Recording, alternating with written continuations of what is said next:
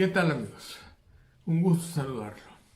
Esta vez damos inicio a la serie de videos en la que comentaremos los libros publicados por su servidor.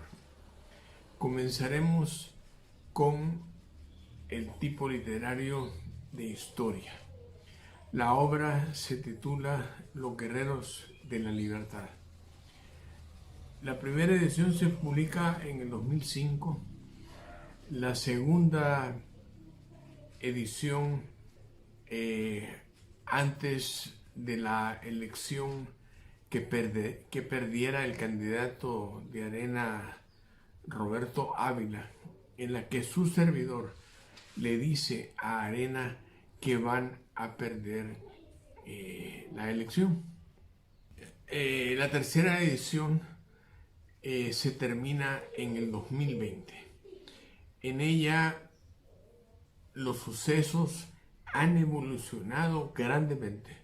Se saben muchas cosas que durante las dos ediciones anteriores no se conocían. Y al final resulta interesante actualizar la historia. Los Guerreros de la Libertad pretende desvirtuar las leyendas y centrarse en los hechos acaecidos.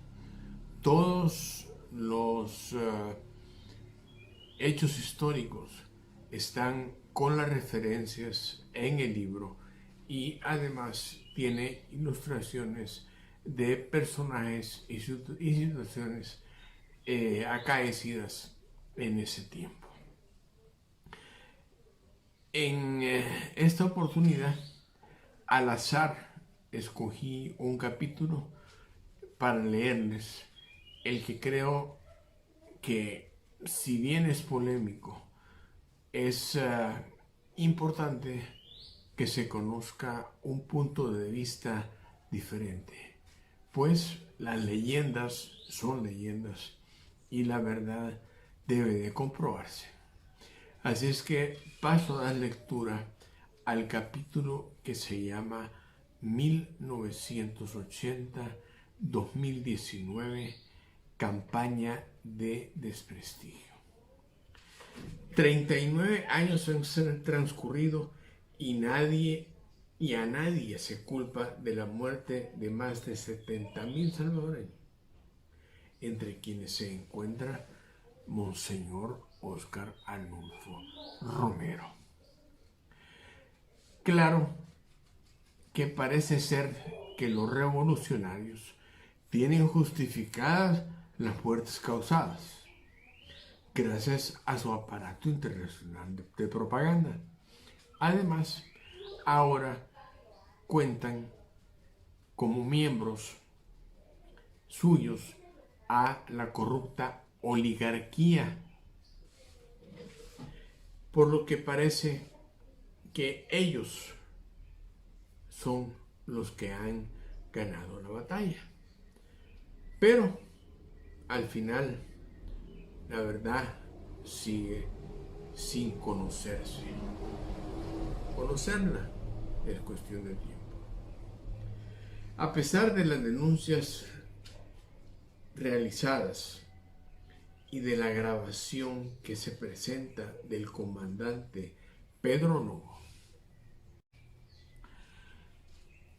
miembro del FMLN, en la que él confiesa haber sido cómplice del asesinato de Monseñor Romero, y además la publicación del libro titulado La conspiración del silencio de Manuel Armas, en la que se denuncia la participación de agentes cubanos en la planificación y muerte de Monseñor.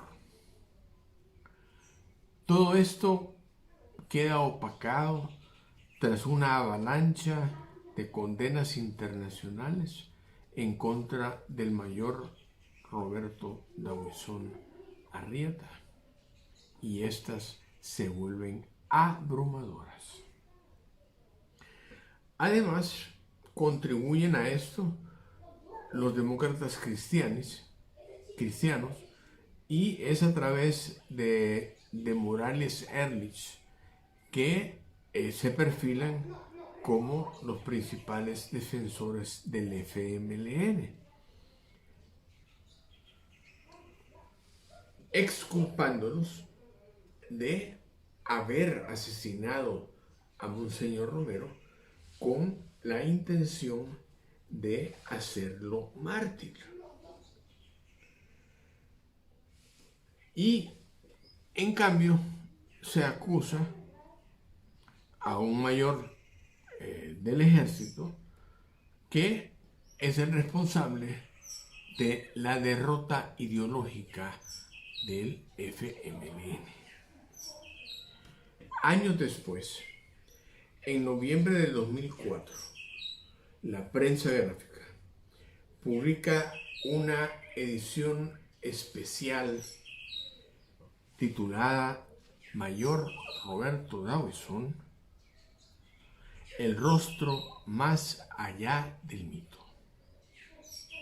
Su autor es Giovanni Galeas, quien durante la guerra trabajó en Radio Venceremos, que como ustedes saben era el medio de propaganda del movimiento terrorista. Curioso, y quizás valga la pena preguntar, ¿qué motiva a la familia Dutriz, acomodada económicamente y propietaria del periódico, encomendar a Giovanni Galeas, un opositor, escribir sobre el mayor Dawson, causante de la derrota del FMLN? Y quien, entre otras cosas, logra que la libertad de prensa se mantenga en nuestro país y además que el derecho a la propiedad privada se respete.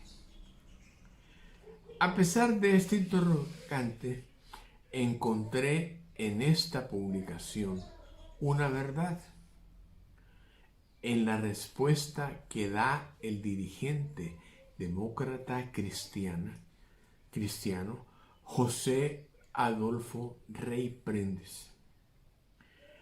Ante la pregunta de Galeas, que dice así: ¿me está diciendo usted, Adolfo Rey Prendes, que quien tuvo mucho poder en casa presidencial durante mucho tiempo y que nunca tuvo en sus manos una prueba concreta contra el mayor Roberto Dawson y su involucramiento en la muerte de Monseñor Romero?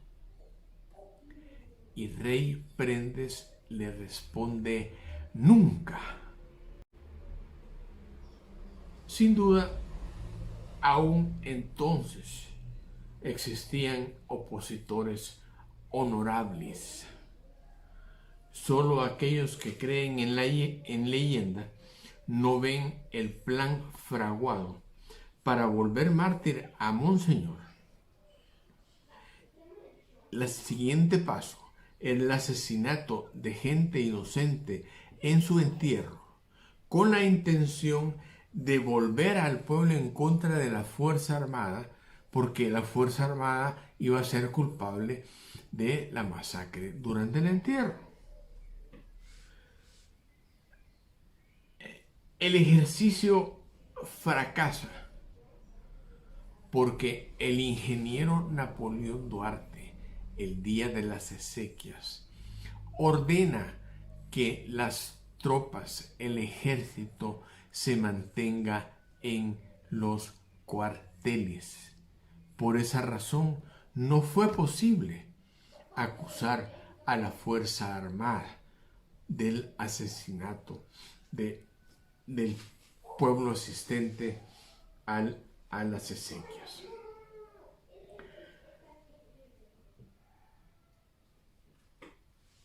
Hasta la fecha, los asesinos de Monseñor y los de los 70,000 muertos durante la guerra continúan sin pagar su culpa, al menos en apariencia, pues todo castigo no viene de la justicia humana, viene de la justicia divina. Y sin duda alguna, no sabemos cómo ellos están pagando la culpa que tuvieron. Este es uno de los capítulos de la obra que empezó con 269 páginas en la primera edición y termina con más de 350 páginas en esta segunda edición. Conocerás mucha información que solo los que estuvimos dentro y los que hemos investigado un poco conocemos. Te recomiendo que conozcas nuestra historia para no repetir los errores del pasado. Muchas gracias. Feliz día.